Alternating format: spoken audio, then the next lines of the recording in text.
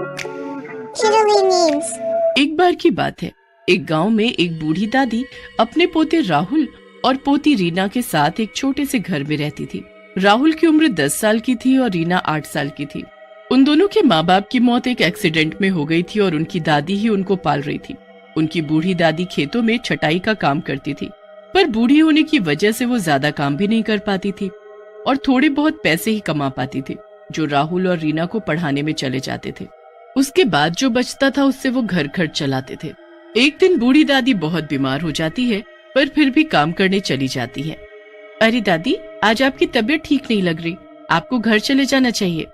अरे बेटी, बिना काम करे गुजारा कहाँ है, घर में राशन भी खत्म होने वाला है। बूढ़ी दादी बिमला की बात नहीं मानती और फिर से अपने काम में लग जाती है। जैसे जैसे दिन बीतता जाता है, बूढ़ी दादी की तबीयत और ज्यादा खराब होने लगती है। फिर भी वो काम करती रहती है, पर फिर अचानक वो वहीं जमीन पर गिर जाती है। आसपास काम कर रहे लोग जल्दी से बूढ़ी दादी को देखने आते हैं। अरे, ये दादी को क्या हो गया है? आज इनकी तबीयत खराब थी, मैंने बोला भी था कि काम मत करो, पर ये मानी ही नहीं। राजू दादी को चेक करता है तो वो मर चुकी होती है। अरे, ये तो मर चुकी है, इनको इनके घर लेकर जाना होगा। हे भगवान, अब इनके छोटे छोटे पोते पोती का क्या होगा? कैसी किस्मत पाई है, पहले माँ बाप चले गए और अब दादी भी। जैसे ही बच्चों को पता लगता है कि उनकी दादी इस दुनिया में नहीं रही, वो बहुत रोते हैं। बेचारे इस दुनिया में अकेले रह जाते हैं।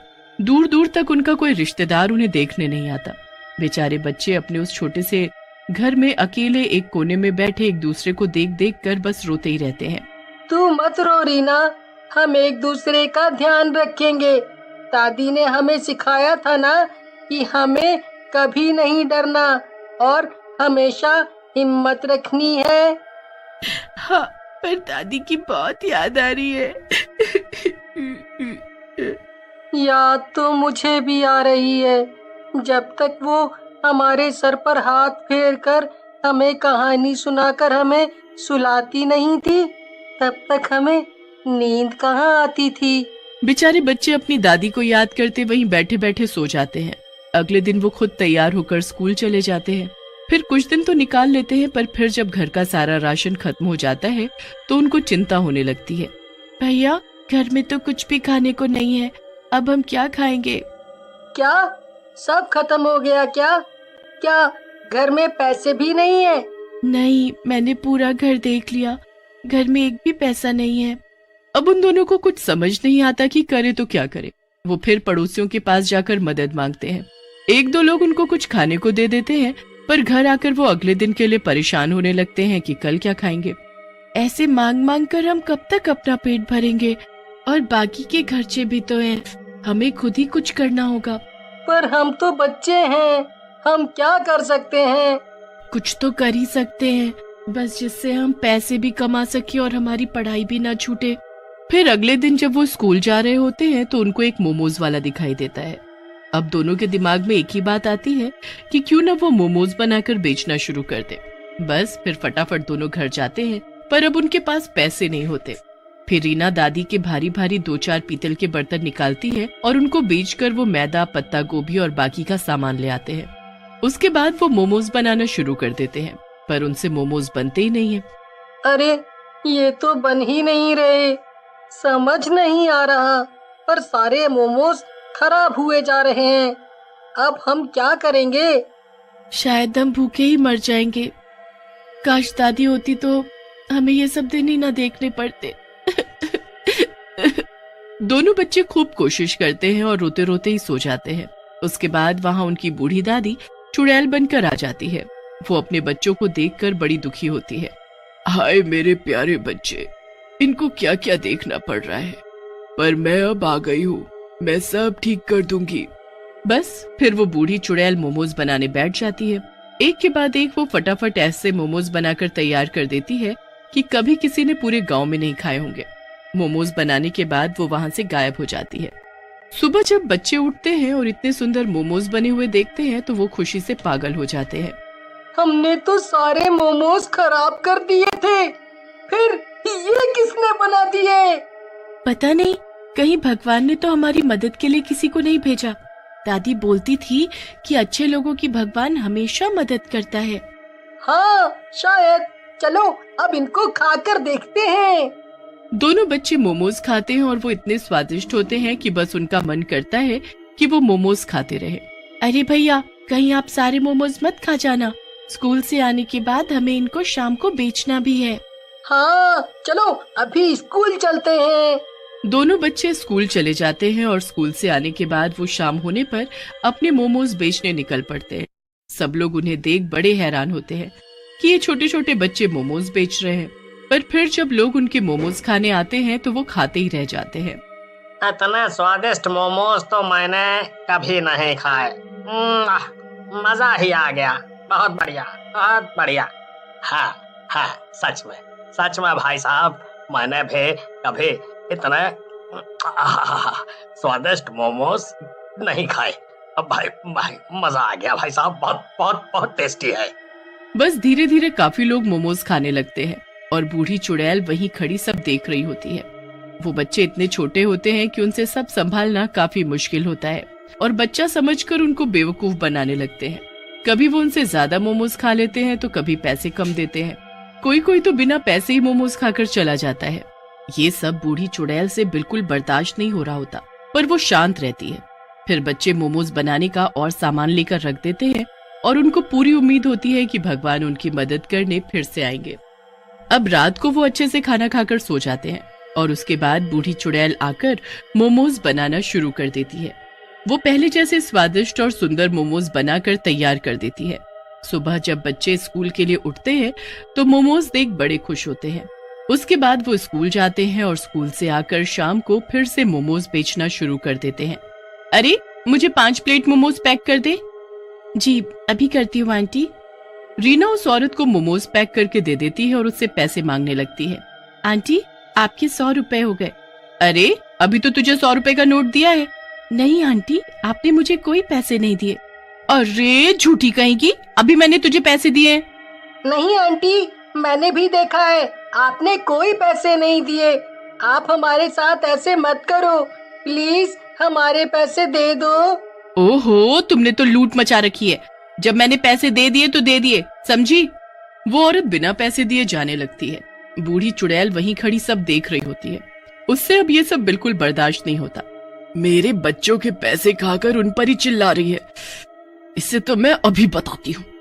बूढ़ी दादी उसी वक्त रीना के शरीर में समा जाती है और बहुत गुस्से में आ जाती है। जब मैंने बोल दिया कि पैसे नहीं दिए तो नहीं दिए, हमें बेवकूफ बनाने का सोचना भी मत। चल चल, आई बड़ी। रीना उस औरत का हाथ कसकर पकड़ लेती है और उससे मोमोज की थैली छीन लेती है। हाय हाय, इतनी सी लड़की के हाथों में इतनी ताकत। मैं ये फ्री के मोमोज नहीं ले जाने दूंगी। बस फिर वो औरत डर जाती है और चुपचाप वहां से चली जाती है। उसके बाद वही चुड़ैल हमेशा रीना के शरीर में मोमोज बेचने के वक्त समा जाती और किसी को भी फ्री के मोमोज नहीं खाने देती। धीरे धीरे लोगों को ये बात समझ आ ही गई कि अपनी इतनी बेइज्जती कराने से अच्छा है कि चुपचाप ईमानदारी से पैसे देकर मोमोज खाया जाए। सब बहुत अच्छा चलने लगता है, पर राहुल को हमेशा मोमोज बेचते वक्त रीना का बर्ताव दादी जैसा लगता है और बाकी वक्त रीना पहले जैसी रहती है। तुम हमेशा मोमोज बेचते वक्त कितनी अलग हो जाती हो, एकदम गुस्से में। नहीं, ऐसा तो नहीं है। अरे ऐसा ही है, तुम्हारी वजह से ही तो सब लोग ईमानदारी से पैसे देने लगे हैं। चलो जो भी है अच्छा है ना। पर मैं एक बात सोच रहा था। वो क्या? क्यों ना आज हम चुपके से देखें कि भगवान किसे भेजते हैं हमारे मोमोज बनाने के लिए। हाँ भैया, मैं भी यही सोच रही थी। चलो आज रात हम चुपके से देखेंगे। बस फिर उस रात दोनों बच्चे चुपके से देखने लगते हैं कि उनके मोमोज कौन बनाने आएगा। पर जब वो एक बूढ़ी चुड़ैल को वहाँ देखते हैं तो वो बहुत डर जाते हैं। चुड़ैल, ये तो चुड़ैल है। हाँ, क्या चुड़ैलें इतनी अच्छी होती हैं? पता नहीं, पर ये चुड़ैल तो हमारी मदद कर रही है। हाँ, और ये कितनी बूढ़ी है ना। देखो भैया, इस वाली चुड़ैल के हाथ में भी वैसा निशान है जो दादी के हाथ में था। अरे हाँ, मतलब ये हमारी दादी ही है। भगवान ने हमारी दादी को भेजा है हमारी मदद के लिए। दादी सच में? चलो ना दादी के पास चलते हैं। नहीं नहीं, क्या पता वो हमारे जाने से गायब हो जाए, वरना क्या वो खुद नहीं आती हमसे मिलने? हम उनको ऐसे ही देखते हैं। हाँ भैया, आप सही बोल रहे हो। उसके बाद बस उनकी जिंदगी ऐसे ही चलती रहती है। बूढ़ी चुड़ैल उनकी तब तक मदद करती है जब तक वो बड़े नहीं हो जाते। राजू बड़ा होकर इंजीनियर बन जाता है और रीना टीचर। जब बूढ़ी चुड़ैल अपने बच्चों को ऐसे देखती है तो बड़ी खुश होती है और उसकी आत्मा को शांति मिल जाती है।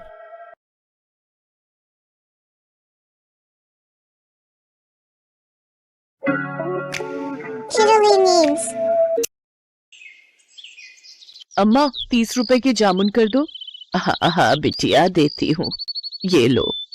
मम्मी ये बूढ़ी अम्मा इस उम्र में भी कितना काम कर रही हैं।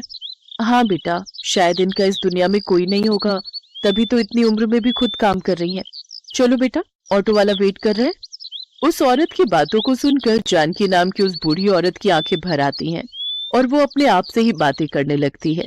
हाँ, आज मैं इस दुनिया में अकेली हूँ, पर कल तक मैं अकेली नहीं थी, मेरा भी परिवार था। पर सुनो जी, पापा को गए 1 महीना हो गया, पर तुम्हारी माँ अभी तक सदमे से बाहर नहीं आई। घर के सारे काम मैं करूँ और वो आराम से बैठकर रोटियां तोड़े।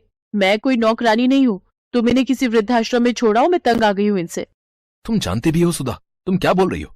ये घर माँ के नाम है, अगर माँ चली गई तो उनके साथ ये घर भी चला जाएगा, फिर रहना सड़क पर। बात करती हो। लाओ मेरा टिफिन दो, मैं लेट हो रहा हूँ। विनोद काम पर चला जाता है, तभी जानकी मंदिर से आ जाती है। पोता सूरज भी साथ था। मम्मी देखो, दादी माँ और मुझे प्रसाद में खीर मिली, आप भी खाओ ना मम्मी। मुझे नहीं खानी, और चुपचाप जल्दी से खीर खत्म कर और पढ़ने बैठ। एक संडे का दिन होता है और पूरा दिन तू घूमने फिरने में लगा देता है। और माँ जी, आपको जब मैंने बोला था आज मशीन लगाकर कपड़े धो देना, तो आपसे कपड़े तो धुले नहीं, सुबह सुबह पूजा करने मंदिर चली गई। अब मशीन लगाकर कपड़े धो लो, बड़ी मेहरबानी होगी। चिंता मत करो बहू, मैं बस मशीन लगाने ही जा रही हूँ। सुधा का यही स्वभाव था। वो अपनी सास जानकी पर अत्याचार करती थी। पति के दुनिया से चले जाने के बाद जानकी पर मुसीबतों का पहाड़ टूट पड़ा। जानकी की बहू सुधा तो इसी फिराक में थी कि किस तरह से जानकी को इस घर से धक्का देकर उनके घर की मालकिन बन जाए, और उसे मौका मिल ही गया। अरे मैं मर गई, ये गर्म पानी बाल्टी में किसने रखा था? मेरा हाथ जल गया। जरूर ये काम माँ जी का है, वो तो चाहती है कि मैं मर जाऊं और उन्हें इस घर में आराम से रहने को मिले। क्या हुआ सुधा, तुम्हारा हाथ कैसे जल गया? ये सब तुम्हारी माँ के कारण हुआ है। उन्होंने ही जानबूझकर बाल्टी में गर्म पानी भरकर रखा था ताकि मैं नहाने जाऊं तो मैं जल जाऊं। अब मैं इस घर में एक पल भी नहीं रहूंगी, मैं जा रही हूँ यहाँ से। माँ, आपको शर्म आनी चाहिए, आपकी वजह से आज मेरा घर परिवार टूट रहा है। आप कहीं चली क्यों नहीं जाती हो? मेरी इसमें कोई गलती नहीं विनोद बेटा, मुझे तो बहू ने ही कहा था कि उसे गर्म पानी से नहाना है, और मैंने उसे कहा भी था कि बाल्टी में गर्म पानी मैंने रख दिया है। मुझे नहीं पता कि ये बहू ऐसा क्यों कर रही है। तुम बेकार में ही मुझ पर नाराज हो रहे हो। हाँ हाँ, मैं ही झूठी हूँ, आप ही सच्ची हो। रहो अपने बेटे के साथ, सूरज स्कूल से आ जाए तो मैं उसे लेकर चली जाऊंगी। चिंता मत करो सुधा, मैं कोई ना कोई इंतजाम कल तक कर ही लूंगा, पर माँ इस घर में नहीं रहेगी। विनोद काम पर चला जाता है और सुधा अपने कमरे में जाकर सो जाती है। कुछ देर बाद सूरज स्कूल से आता है, तब वो उठती है। मम्मी दादी कहाँ हो सब? अरे मेरा राजा बेटा आ गया, चल तू बैठ, मैं तेरे लिए अभी खाना लगाती हूँ। माँ जी, खाना बन गया या नहीं? अरे ये कहाँ चली गई? मम्मी दादी कहाँ चली गई? उन्होंने मुझे बोला था आज वो मुझे पार्क में झूला झुलाने ले जाएंगी। सुधा पूरे घर में देखती है पर उसे कहीं भी जानकी नजर नहीं आती। वो विनोद को फोन मिलाती है। विनोद घर आता है। विनोद, सूरज माँ जी से मिलने के लिए रो रहा है, अब उसे कैसे समझाएं? चिंता मत करो सुधा, मैं सूरज को समझाता हूँ। सूरज बेटा रोते नहीं है, तुम्हारी दादी जी हरिद्वार गई हैं, वहां एक बहुत बड़ी पूजा होने वाली है, इसलिए उन्हें आने में थोड़ा समय लगेगा। कुछ दिनों बाद तुम्हारी दादी आ जाएंगी, ठीक है? सुधा और विनोद किसी तरह सूरज को समझा देते हैं, पर वो दोनों जानकी के बारे में कुछ भी पता करने के बारे में नहीं सोचते।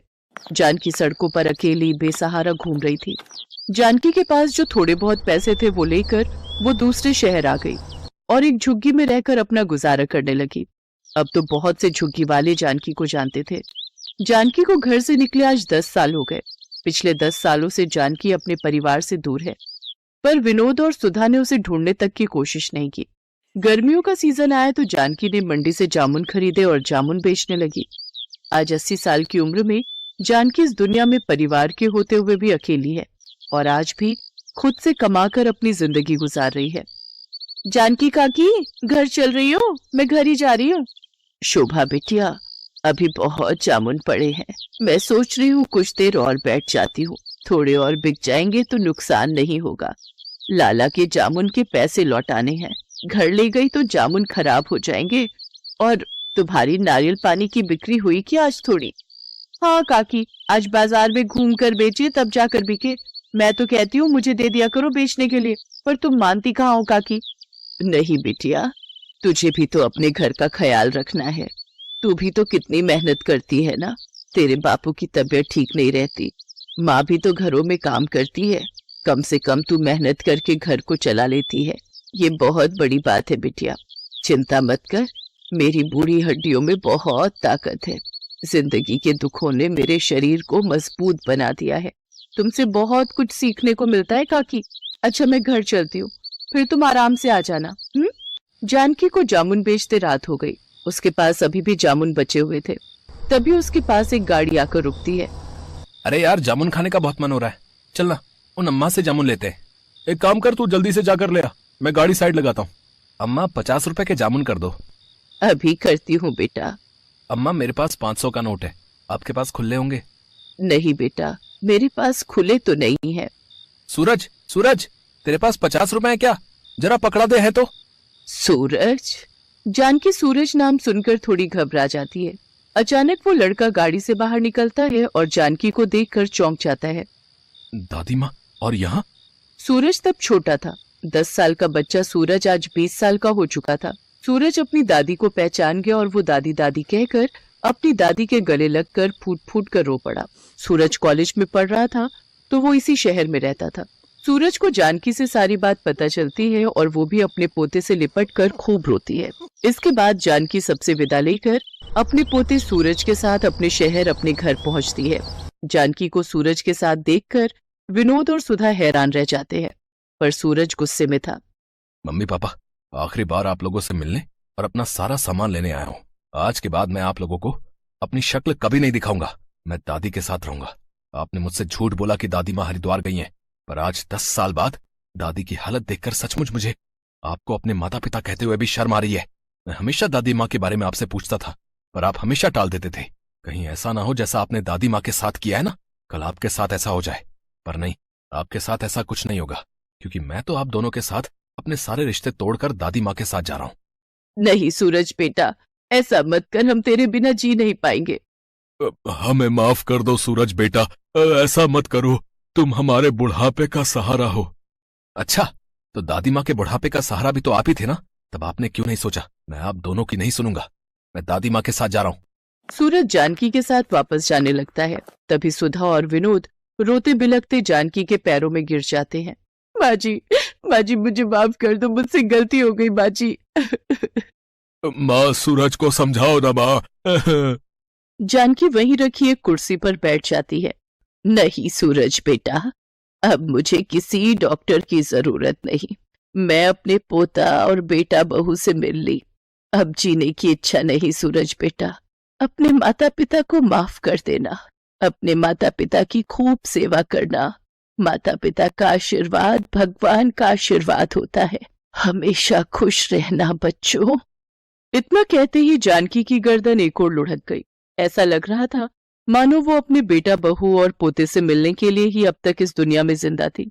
विनोद और सुधा की आंखों में शर्मिंदगी के आंसू थे। सूरज अपनी दादी से लिपटकर बहुत रोता है। आज उसकी दादी गरीबी में जिंदगी के दुखों को झेलते हुए इस दुनिया से जा चुकी थी।